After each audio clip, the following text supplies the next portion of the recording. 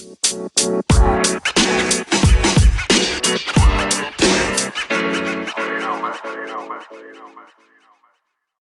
can't just be about you. It can't just be for you. That's a quick way to burn out. But I'm going to just go ahead and invite Jay Shifman up to share his story. So let's give it up for Jay. Welcome to the Choose Your Struggle podcast. I am your host, Jay Shifman. Welcome back to the Choose Your Struggle podcast. We're at episode 25. How fucking cool is that? We're taking this thing to 100 this week because it's episode 25. And y'all, it's an incredible episode. I am so happy to have both of these incredible women on the show today that I just like editing this episode made me super happy. Miyah Byrd is the shout out, who is like Rockstar doesn't even describe how incredible her work is. Miyah's a freelance writer. She covers a lot of really cool topics, including mental health. But that doesn't begin to approach why Miyah is so awesome. Number one, Miyah reached out. Y'all hear me talk about this all the time. I want you guys to reach out, all of you, every single one of you. I want to hear from you, and I'm going to get to more on that in a little bit. But Miyah did it, and she knocked this thing out of the park. So take her as an inspiration. Reach out. It is worth it. You'll hear in a little bit when we get to Miyah's shout out how incredible reaching out can be. Not just to me. She talks about this. Reach out, reach out, reach out. Not only that, Miyah reached out. We started chatting. I was just blown away. I was floored by how cool she is. And I was like, yes, I got to get you on this podcast. And then I didn't hear from her for like 2 weeks. And I was like, man, that sucks. Like, that really sucks because she is awesome. I really want her on this podcast. Like, what did I do to piss her off? And then she reached back out and said, I'm so sorry. I'm still down. Let's make this happen. I just got caught up in a depression period. And we talked a little bit about that. Miyah is just an inspiration. You're going to love her, and her links are in the show notes. Definitely let her know what's up. Hit her up and tell her how much you appreciated her voice. If that wasn't enough, the interview this week is out of this world. It's with a woman that I have known now for a long time, and that is Liz Westendorf. She is a fellow coach. She is doing just incredible work around body. I even hate to call it body positivity. That's not what she calls it. That's the word I'm using. Because we shouldn't have to have a thing that just is like, be cool with who you are in a physical way. But we do. That is the reality. And Liz talks a lot about why she does this work and what brought her to the meaningfulness of this work. So she is incredibly inspiring in that way. But not only that, like I said, she's a fellow coach. And as a person who does coaching, I learned a lot from the conversation Liz and I had. I'll be honest with y'all. You know, even though this is a thing I do, even though this is something that people reach out to me and ask me to work with them, it's still an imposter syndrome kind of thing. I am still every day trying to get over this, like, who would want to listen to me kind of BS, you know what I mean? I know you probably don't hear that on this podcast because I'm so out front and I embrace these topics so much. And I think it's because it's a lot easier to tell my story and to talk about my passion than to actually recommend this to other people in a one-on-one setting. I have no issue up in front of a crowd. I gave a speech last week. It was a virtual speech, so definitely not the same thing. But there were 30 people or so on this virtual audience. I don't even want to call it that, but you know what I mean. You guys understand. No problems. I wasn't nervous. Zero. I was excited to be there.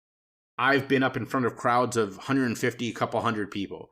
No nerves. I mean, sure, a little bit, because that is your body's reaction. And Liz actually talks a little bit about this in this episode. But in terms of the imposter syndrome nervousness, none at all. I mean, zero, absolutely zero. And yet, when it comes to one-on-one coaching, I still get a little bit of that. And so I really appreciate everything I learned from Liz in this episode. I know y'all are going to as well. Quick plug. I know I just told y'all about how even I'm nervous about my coaching. I'm pretty good at it. And there are people who I have been so blessed to work with who have said that. And so that's what reminds me when I'm feeling like I don't think I'm good at this is reading what they've wrote.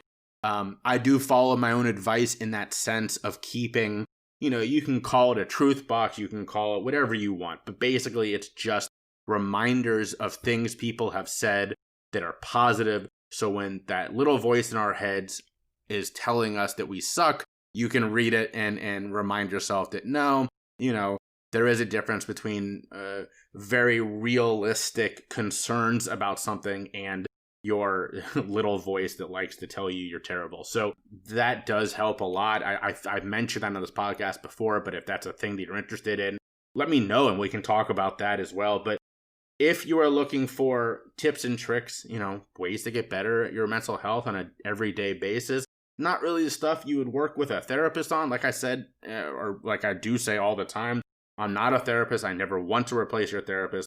But what I do for my clients is I am your personal trainer to your therapist being your doctor. You're not going to come to me if your back's hurting. You are going to come to me and we're going to figure out what you're going to lift in the gym today. That's the difference. So if that's something you're interested in, reach out. Find me at my website, jshifman.com, or on social media. All of that is in the show notes. Or if you're interested in what Liz is putting down, find her. Her links are in the show notes as well. Quick note, she did change her Instagram handle recently. So when she shouts out where to find her, that is no longer current. I record these 6 weeks in advance usually. That kind of stuff happens at times. But it is linked in the show notes and her website is there as well. Reach out. Stick around after the interview and everything for this week's Good Egg and the Choose Your Card.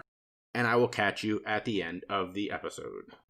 I think just a lot of people are struggling not only mentally, like with existing mental health issues, but just like mentally for the first time. May is Mental Health Awareness Month, and every year for the past 3 or 4 years, I kind of post a simple invitation on Facebook and Instagram and like different places, and I go, hey, if anybody needs to talk, like I'm here. And usually I get 12, 15 people call in within the month. And this year there was almost 100 people who called in and just needed to vent or rant or share about something. And I love being able to be that safe space. There were a lot of stories of job losses. There was a lot of stories of just dealing with either racism or, just the fact that it's still prevalent in our country. There was some happy news that was shared, and it was good to listen to people and just hear what they were going through. But it was a lot. There was 100 different stories of pain, and each one's unique. And so in June, I deactivated my social media channels. I was I'm gonna just eat good food and read good books and listen to good music and get myself kind of recalibrated. And that was just, it's a good thing. I always tell people, I'm if you want to be that person who helps and listens to people, you got to take care of yourself as well. And so having a start or an end, or being that person who's the safe space, make sure that you have safe spaces as well. Do you think that being someone with firsthand knowledge of what it's like to go through issues of mental health has given you more empathy to be that person for these people in your life? I think so. I think it's giving me more empathy. It's also given me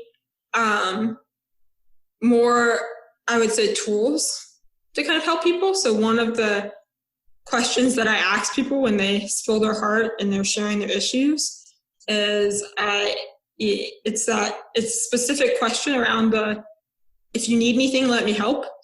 Or if you need anything, let me know. That's it's a well-meaning and well-intentioned question. And I've used it, but I think sometimes people are like, well, I don't know my options. Like, I don't know what I could ask from you. And so one of the specific questions that I ask is, do you need me to problem solve, help you process, or empathize right now? Like, you need somebody to go, okay, here's a 5-step plan that could help you, kind of get some of these things in order. Do you need somebody to just give you space and time to just like vomit out a bunch of words and feelings? Do you need somebody to say like, that sucks, that's a crappy situation that you're in, and I get it? And, knowing what you need helps me give you that, and also helps, it's a tool that helps me like, okay, I can actually help you with this. I love that. And it's actually, I'm so glad you said that, because it's a thing that I'm personally working on right now. As a guy who is a coach and public speaker and all that, my go-to is immediately to be like, all right, here's how we're going to fix this, right? And sometimes that's what people want. A lot of times that's not what people want, and it's going to make things worse. So my recent thing has been saying to someone, would you like me to offer a suggestion? You are okay to say no. And if they say no, being like, I completely understand, but you have to check your ego at the door, because, as a person, again, who does this for a living, it'd be really easy to be super hurt. Like, oh, they don't want my advice, but it's not about me. You know what I mean? So I have to remind myself that, shout out where people can find you, where they can follow you. And if you don't want them to, shout out something that you think people should be checking out, or do both. Okay. I'll do both. Like I said, I freelance write on medium.com. You can find me by searching for my name, Miyah Byrd. And you can also follow me on Instagram or Facebook. You can find a lot of my writings. I write about race, mental health, addiction, faith, a lot of different things, a lot of the like seedy underbelly topics, but I love writing and talking about them. And, one resource that I've really liked and I'd encourage people to check out is called Sound Mind Live. And it is a music app. They do music festivals in New York, but they also do a lot of things around minority mental health. And so they have playlists, they have yoga classes, they have a list of therapists by like area. And I love that they also have a list of therapists that's by money. So like if you need a free therapist, you can pay a little bit, but not like a lot, or if you can pay a lot. And that's super helpful, just because I think it's very easy to be like, you should go to therapy, but like, you don't know where the therapy is, or you don't know how much resources they need from you. So having a list like that is helpful. All right, y'all. Before we get into the interview, I have to give a quick shout out to a podcast sponsor. And that's me. See, I know most of y'all just know me as the Choose Your Struggle guy, the host of this podcast. But here's the thing, I'm also the producer. And while the rest of my work takes care of everything else in my life, I've got the coaching, the writing, all the other stuff that I do with my time, the podcast is not bringing in any of that. So here's the thing. If y'all like this podcast, it would mean a lot to me if you went and signed up for my Patreon, because 100% of the proceeds from the Patreon are going to go right back into the show. It's going to help me upgrade the host, upgrade the hardware, all the kind of stuff that'll keep making this show amazing. So check it out today. It's in the show notes. You can also search for it at Choose Your Struggle on Patreon and help me make this show even better. But it's not just a one-way street. You're going to get a bunch of sweet stuff if you sign up as well. So go check it out. Choose Your Struggle on Patreon. And let's keep making this show even better. That's it. Enough of that. Let's get into the interview.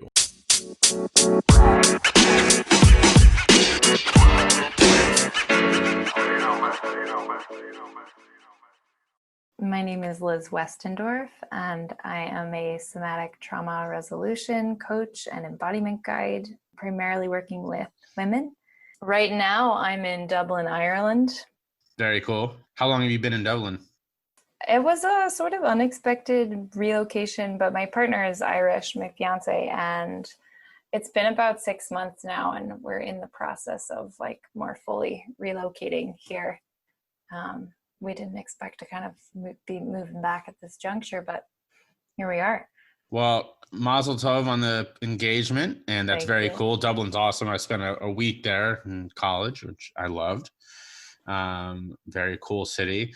I was I wound up with a tattoo from Temple Bar, and did all the touristy things. Yeah. So yeah. Oh gosh, yeah. So classic. I like to then go from there and give my guest a chance to sort of just tell their story. Yeah, so definitely this story has personal origins. And so I was going down a, particular, very much type A track, and was working in my career of choice in, marketing, advertising in New York City. And like originally I had gotten into that field because I've always been fascinated with the way we carve out meaning in our lives, and like this thread of story and meaning making, and just like how humans create culture, how we work. And I always had an issue with like advertising and, what I thought were manipulative strategies, but I was like, I'm going to change the system from the inside out, like every ripe 22-year-old college grad. And like, then just kind of fell prey to the pressures of the system, and found that I was just like, okay, I had all the external markers of success, but just felt really empty, and started having health complications. And like along the way on my journey, on my drive to get what I thought was, a fulfilling life, a successful life and career, I had really neglected myself and my body along the way. I developed an eating disorder in college that was with me for so long, and in some ways like still is, because an eating disorder it's like an addiction, but you can't remove that substance from your life. You're always going to have food and a relationship with food. So, I mean, in some ways it's still something that I have to maintain a positive, healthy relationship with it.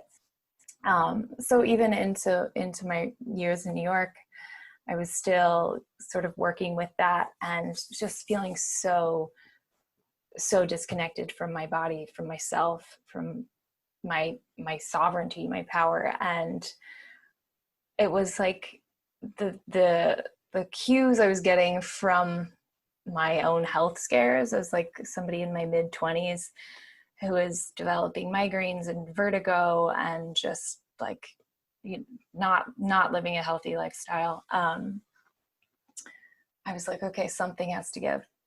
This is not, I don't want to continue this way. And there's so many things that used to spark joy for me, and I used to really embody that, and I just didn't feel that. And so I sort of revived my passion for health and wholeness in small steps. And I started taking workshops and reading books, and then eventually went into a health coaching certification and studied different energy healing modalities, did the yoga teacher training thing, and then it was in my coaching training program and my yoga teacher training. It was like, am I allowed to curse on this? Yes, very much so. It just like fucked my whole life up. I was like, because I really had to look at myself and my habits and my patterns, and like I had to drop back into this space that I had tried to vacate. And I had to start feeling so many of the things that I had been trying to numb. And I had to face so many of the things I had been trying to run from. And so I was preparing for the career transition for a few years. And then it's been about 4 years since I left my career in advertising to work more full-time in the wellness space and the embodiment space. And then then, you know, it was like phase 2 of the journey. Okay, like leave my life and my career behind, leave New York. And then this is where the patterns are deep and the grooves are deep. And this is why I found somatic work so impactful along the way.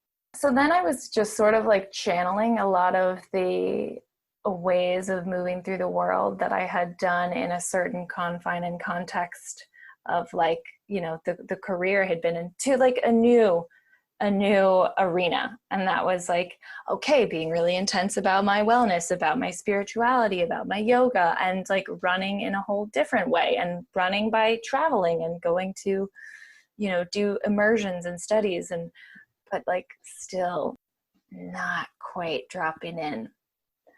And like it was really just slowly peeling back the layers and like establishing a sense of safety in myself and in my environment and in my body that allowed me to finally go there and go to those places and stop running.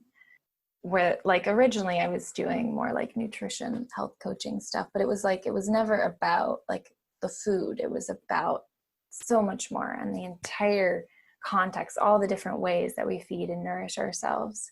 You know, underneath that, I was looking at the socio-political conditioning, especially for women, and, you know, in the context of capitalism, in the context of patriarchy, in the context of the Western world, and looking at those narratives and really unpacking those narratives and how we internalize them personally and collectively.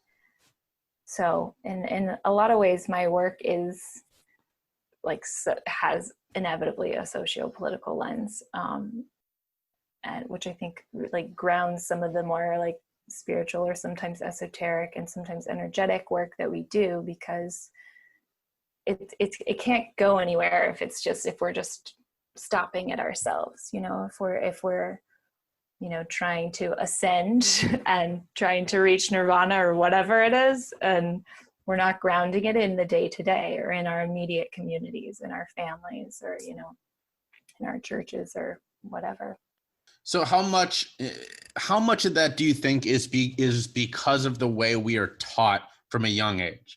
And I say that in the context of that's how you and I know each other. We went to, for all of our listeners, Liz and I went to middle school and high school together at one of, if not the best private school in Cincinnati, Ohio, that taught you from day one that you got there how to ace your test, how to get a great job when you graduated the college that you just flew through and did amazingly well at, and how to be a future titan of industry. But there wasn't there was no focus on how to be a happy person when you left that. So how much of that do you think how much of what you were struggling with in your 20s was because that was the path you were put on by being in that the school that you and I went to? Yeah.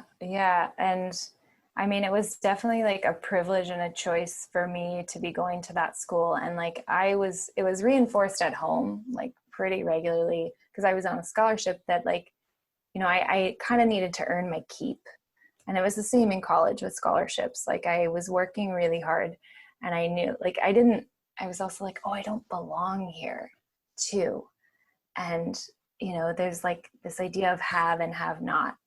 And so much of like the like Protestant work ethic sort of like, which was instilled like in my home life as well. So in so many ways it started even before, you know, before the schoolyard. But it was so much, it just, dictated so much for me. And just like what the rubric for success was. I mean, I think we were definitely given a lot of freedom and encouraged to be ourselves in a lot of ways that I think maybe didn't necessarily happen in other schools, but it was definitely like a school of high achievers. And same with the program I was in college. And that was just how I liked to roll, I guess, or how I thought I should be rolling. Yeah, I mean, the high achievers part for sure. I was in my grade, I was the third lowest GPA or whatever, but I still got into one of the best schools in Ohio because they add like half a GPA point to your GPA score from going to Seven Hills. They're like, oh, well, that doesn't, it doesn't really translate, right? So where we went to school was very much a high achievers academic setting. But what I love about your presence is that, and I see this a lot for people who, because like myself, someone who overcame something and now they embrace it. So your sort of the buzzword is body positivity comes out in spades in your social media. Like that is what you exude. How much of that is because that was a thing that you struggled with and now you're like, no, I'm embracing this on my terms. Oh my gosh, it's so much. And there's like another side of that too, where I had to reconcile like it not being just about me and for me, which I think like a lot of entrepreneurs or people start trying to start things or like where it's inevitably personal, but it can't just be about you. It can't just be for you. That's a quick way to burn out. And a quick way to short circuit, the context has to be for the greater and for something outside of yourself. And that, it's funny in so many ways, like, and I see this a lot with, where there's sort of like when people's brand is themselves or their lifestyle. And I have always just like shirked at some of those things and the performativity of healing where it's like almost like you're expected to process in a public forum. And in some ways that's like reinforcing scripts that we have and stories that we have and like reenacting traumas sometimes. And like I had to check myself so many times along the way. And I didn't even have like the language around it until like, I just kept going and kept learning and kept studying. And I just knew it was like, okay, here's another layer. Okay, like this isn't quite resonating. Like and that's where the embodiment piece comes in. Like your body knows, and it knows when it's just a concept in your mind versus when it's something in your felt sense, where it's something that your whole system is absorbing and inhabiting. So yes, it remains personal, but it also like it's not just about me and for me. It's in any way. So a lot of what you do on social media is movement oriented, which I think is really cool because so I talk about self-care a lot on this. And in fact, the guy I interviewed yesterday is a long distance runner. You are also movement oriented like he is, but you're not out there. And you may work out like a fiend, I don't know, but you are advocating dance on your social media, which I think is so cool. How did that start? Where did that come from? Why did you start to embody that as your thing to advocate this dance movement of sort of release? You say you don't remember me at the middle school dances? Come on. No. Well, like I've always loved to move and loved to dance. And like, I didn't have a lot of formal training. I just liked to move. And actually in some ways I like defied training because I was like, no, but my body wants to do this. Why are you telling me to do that? But then like, it's just as you get the narratives in your head, like, oh, I'm not a dancer. Oh, I'm not a creative. Oh, I'm not an artist. Or, the things that people tell you, or you have experiences that make you think that you're not. And somewhere along the way, along the disembodiment journey, I just like that as I was kind of exiting my body, I didn't dance as much. And it was like, I think it was like senior year of college when I was having like a bit of a breakdown and finishing my thesis and like in the throes of it with eating disorder and like finally getting treatment. And I used to just close my door in the house I was in the room I was renting. And I just would turn on music and intuitively start to move. And it became like not just like dancing, but like a moving meditation. And that was just like a space that I would inhabit, just to kind of bring me back to myself, back to the moment, back to the room. And then of course, I forgot about that. And I was in New York and I was on the grind, and I was, it's such a masculine city. It's such a go-to.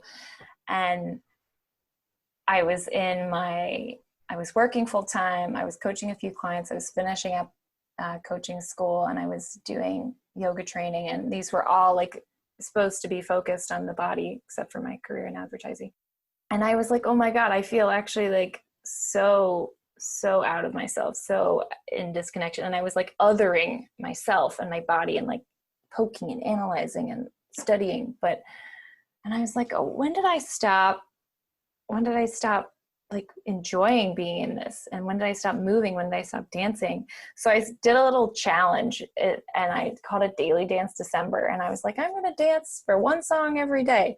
And then people were like, well, we want video evidence. And I was like, what? And I was like, oh my God, that is so uncomfortable for me. Okay, I guess I better do it. This is accountability. So I would post a little video of me dancing every day.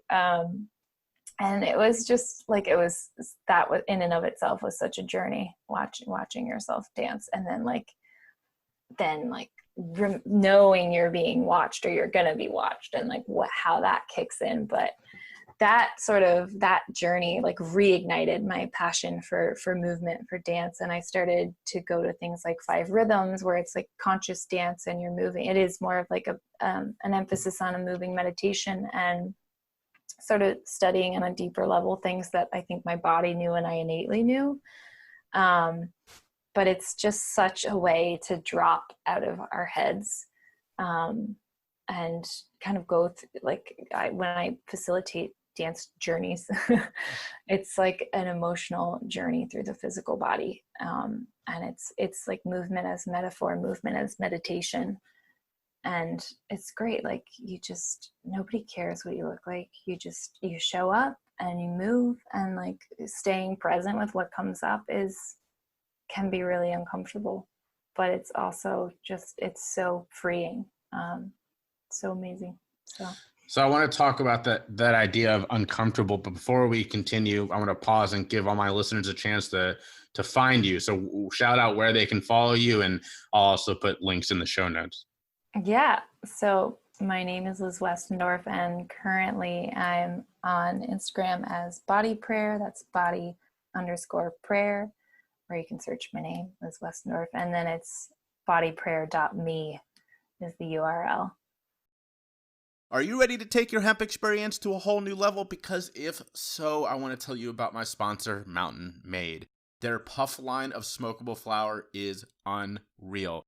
They meticulously source each strain from select partner farms to ensure only the highest quality product in the marketplace. When it comes to the entourage effect, nothing tops strain-specific flower. It delivers the full range of all the amazing effects of CBD. I can tell you because I use it myself.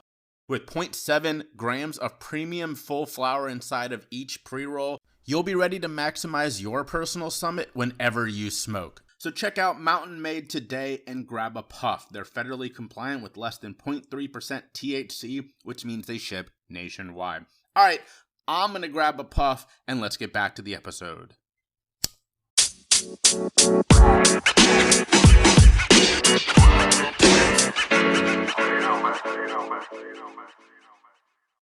So why do you think it is, and this is a topic that is obviously now on everyone's lips because of conversations around race, why are we so afraid of being uncomfortable? Like you just mentioned it in your dance, that and this is something that I also speak about, that when it comes to telling our stories and being mindful, the first thing you have to do is turn off your own switch that keeps you from being uncomfortable and keeps you from doing a lot of things. This is something we are obviously teaching everybody to do now when talking about race, but why is this such a big deal for us? Right. So our bodies and our systems are always trying to orient towards health and wholeness. And any perceived threat of that we can register differently. or threat to that, I should say. And that depends on our backgrounds, on our level of resilience. For some people, something that disrupts them could be perceived as life-threatening in some ways, and like a low level of trauma, which is basically the body's physiological response to a life-threatening or perceived life-threatening. It doesn't matter if it is or it isn't. It's how your body receives it. That doesn't fully sequence out of the body. And like in somatics, we say like trauma's in the nervous system, not in the event. So it's like a stressful event that can overwhelm people's coping mechanisms. So this idea of like, why are people so uncomfortable? So like, why are they squeamish around being uncomfortable? It has to do with our coping mechanisms and disrupting those.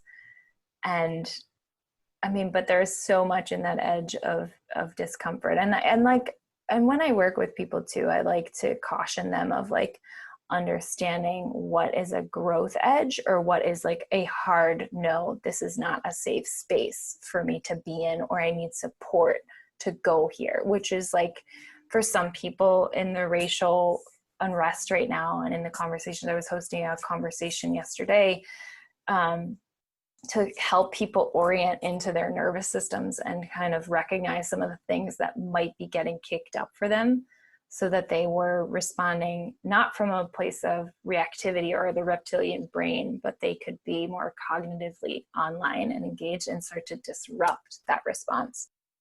And sometimes we need support for that. And sometimes we need other people in the room for that, or we need education. And I think so much of it too has to do with like our conditioning to like we have like the social nervous system too, where we're scanning to figure out like, okay, are these my people? Okay, am I safe here? Is this going to be an okay environment or space? So we're orienting to our environment always. And so sometimes we're going to try and blend in, sometimes that's the safe way in, or sometimes, we are perceiving a threat, so we're going to fight, or sometimes we're going to flee, or sometimes we're going to freeze. And it's all about like the level of safety that we're feeling. So our ability to approach being uncomfortable, we can be so much better resourced to enter that space by like recognizing the level of safety we have in our system or don't have, and figuring out how to nurture that. Yeah, I really love what you said about recognizing the line between a growth opportunity and an actual threat, because so often we are so quick to bump up against that first line, which is the growth opportunity, and think, oh, this is my wall. I'm not going beyond this, instead of allowing yourself to start tiptoeing towards it and going over it. And that's why someone who can coach so effectively is so important in that relationship, to help hold the person's hand and say, no, you can get past this, and we're going to do that together. And I think this is a great transition to talking about, you referenced early on, some of the work you do, but give my listeners sort of a broad overview of the work that you are doing with your clients. Yeah. So a lot of it has to do with just like talking about the nervous system, but it is really very much about recognizing or reestablishing a relationship with your body and your bodily knowing and your sense of sovereignty, and sovereignty in the self, and sovereignty in the context of the social system that you live in, and the political system that you live in, and the society you live in, Western, Eastern, wherever you are. And so there's a few different like interventions or ways in that we go, but we're really like taking apart the stories that we've internalized and the ones that we're perpetuating, the personal stories, the collective stories. But it's the somatic lens is that we're working with your nervous system, and we're working with your mind body. And so sometimes that involves movement, and sometimes that involves ritual for people, like embodied ritual. and clearing, or like actually writing and actually writing new stories, creating new grooves. But it's all about, finding these different muscles you have and flexing them over and over and over, and creating the new patterns, creating the new habits, creating the new grooves, and rewiring your nervous system. So it's going beyond just like the affirmations to the point where it's like felt and embodied, because that's how it's going to be sustainable.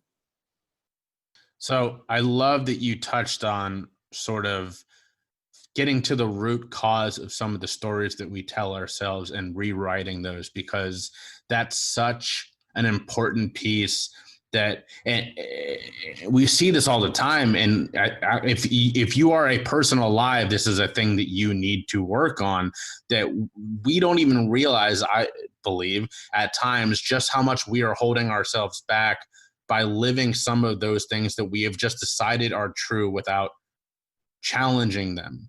And again, to come back to this topic of race that we're seeing on a national scale, an international scale right now, a lot of those, when you start to poke at them, you realize that they're built on nothing, but people are so ingrained in these beliefs and can be really defensive and not receptive at all to the idea of trying to challenge them.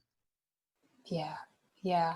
It's like this like illusory cloak of safety, because it's in the cultural narrative.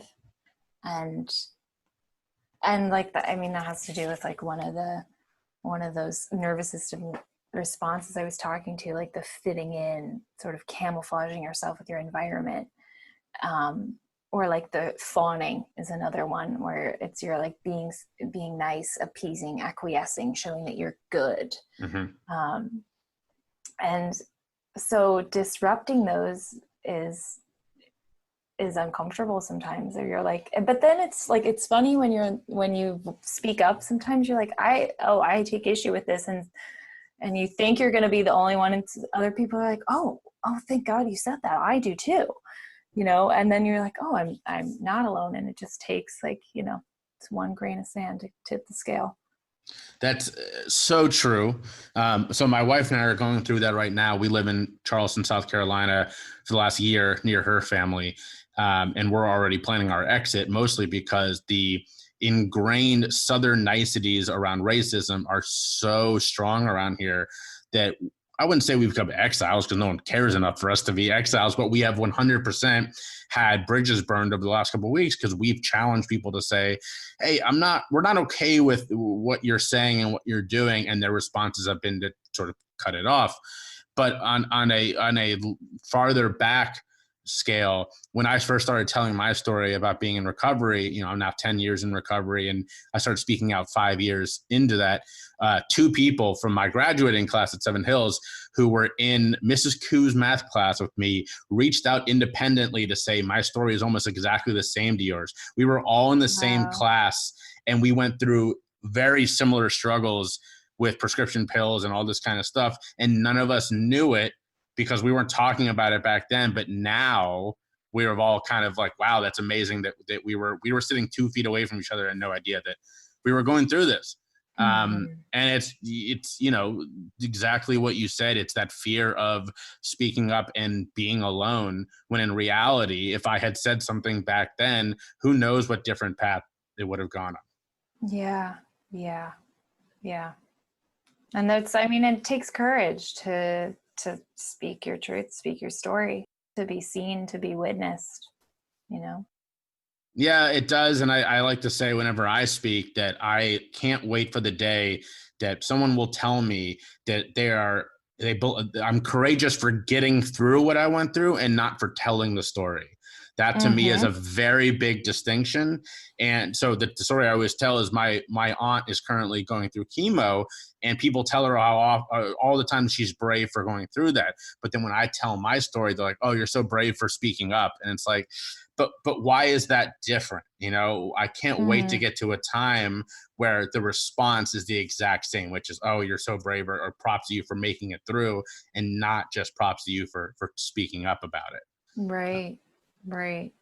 So I always like to ask the same couple questions as we start to wrap up. Number one, you already talked a little bit about your self-care, but spend some time talking about your self-care habits and what you think is effective. And then number two, tell my listeners some people that you think we should be following, we should be reading, listening to, whatever the case is. Sure. Okay. So my self-care, unsurprisingly, involves a bit of movement every day. And today I actually I used to have a daily dance practice. I guess I still do like a little bit every day, inevitably, but like a more committed where I was like designating time to just move freely. And it's like, and I've had to kind of reestablish my relationship with movement in a way that wasn't oppressive, because I was, trained as an athlete as well. And like, I really have to check myself when I'm like, am I doing this out of a place of like respect and nurturance or out of like forcing? And so my movement looks different every day. And sometimes I go for like what I call like spirit runs, where I'm just like, sometimes I'm like leaping and skipping in fields or on sidewalks. Like, that's fine. There's definitely people in Ireland who have seen me skipping. That sounds fun. Yeah, it's good. You should try. I mean, I highly recommend to anybody who's listening to this, skip. Also, pro tip, get yourself a mini trampoline. It is like impossible to be upset when you're jumping on a trampoline. It's also so good when you're stuck for ideas or you're just like mentally foggy. Just start jumping on the trampoline. That's a great tip. Yeah. Not great if you have downstairs roommates, but a wonderful tip. I definitely had to check myself a few times when my last apartment. I was like, okay, I saw him leave. I saw his car go out. It's time to jump. Put on some crisscross. Jump. Nice. Yeah. Nice reference. Yeah. And then who are some people that we should all be following that are inspiring to you? Okay, there's a few. Well, right now, Kimberly Ann Johnson does a lot of amazing work for women, educating them around nervous system. She talks a lot about birth trauma and postpartum trauma, and I really appreciate her as well, because there's a lot of equity in her work and inclusion in her work. And really, I gravitate towards people who are grounded in what's going on in the current times in the socio-political sphere, and they're not just talking kind of in a vacuum. Decolonizing Therapy is an account on Instagram that is really refreshing, and she keeps it real. She's this psychologist from Jersey who is an activist as well, and she's been a great resource. What is his name? Tada, I think it's Hazomi. I'm not sure I'm pronouncing this correctly, but he is sort of pioneering the cultural somatics field. And he has a ritual justice podcast and school, and there's videos on YouTube, but he talks a lot about white privilege and white body supremacy, but from a body-based lens. And he talks about a lot of marginalized groups as well. He's Canadian, but has Asian heritage, and I'm not sure if I think he uses he, him pronouns, but he also talks a lot about gender identity and gender politics as well. So he's provides a very inclusive space and lens for the conversation around embodiment that's inclusive for everybody. Beautifully put. One more time, tell us where to find you, and we'll close out with that. Sure. So Liz Westendorf, and it's bodyprayer.me or body_prayer.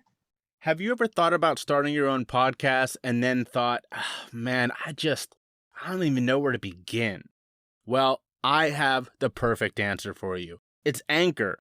They have all the tools you need to get started right away, all in one spot. You can do it from your phone or your computer.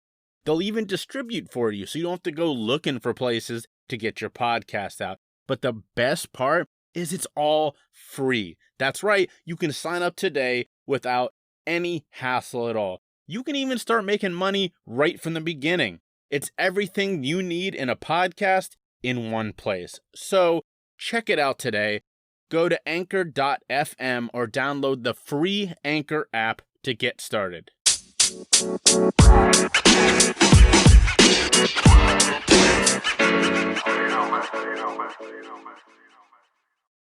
All right, we've come to the end of another episode. How awesome was that? Look, there hasn't been an episode yet where I finished and have gone, that just wasn't that great. That being said, there are some episodes where I finish and go, I can't believe I get to do this. And this was definitely one of them. Miyah and Liz were both just so incredible. As I said early on, I learned something from both of them, and if I learned something from both of them and I do this for a living, I really hope that all of you are sitting there going, wow, I learned so much. Now, whether you're actively listening or you're in the car or doing work or whatever, obviously changes how much you pick up, but I do believe that everybody hopefully walked away from that learning something. Couple things before we get to the Choose Your Card and the Good Egg. As you heard me say early on this episode, there is a new Patreon for this podcast. I'm not going to shout this out every week. Don't worry. I'm not going to become one of those guys that is going to spend, a lot of time harping on this. I'll probably mention it. That's, the point, right? But it is a thing that will do a lot to help this podcast if people support it. So please go check it out. Choose Your Struggle on Patreon. Also check the show notes. If you go to my links, the whole drop down, everything you see, it's on there. There is a special on there right now too, and that is that the next 10 people who sign up, by the way, mention that I said the next. I already have a supporter. Big shout out to Spark Tabor. The next 10 people are all going to get a personalized painted, yes, you heard that right, painted card sent to them in the mail. With everything else too, not in place of anything, just with everything else you're going to get that. So check that out. Reach out, as I always say, reach out to me, reach out to Liz, reach out to Miyah. We're all people who do this work and are waiting to hear from you. So please reach out. All of the links are in the show notes. Without further ado, I think we're ready to choose a card. As always, this section is brought to you by Blurt. They don't pay me to say this. I just do it because they're awesome and I love their work. This week's card is coming from the Nuggets O' Kindness card pack. The Nuggets O' Kindness card pack. I chose this because the O in Nuggets O' Kindness makes me think of the Irish and Liz lives in Ireland. That might be a stupid stereotype. It is a stupid stereotype. It might be like an offensive one. I honestly don't know. And if someone is Irish and is like, we hate that, please tell me. I want to learn that. I'm just telling you that's why I chose this. So, Nuggets O' Kindness card pack this week. All right. Embrace your round pegness. There's nobody on the planet quite like you, and that's a superpower and a half. I love that they called it your round pegness.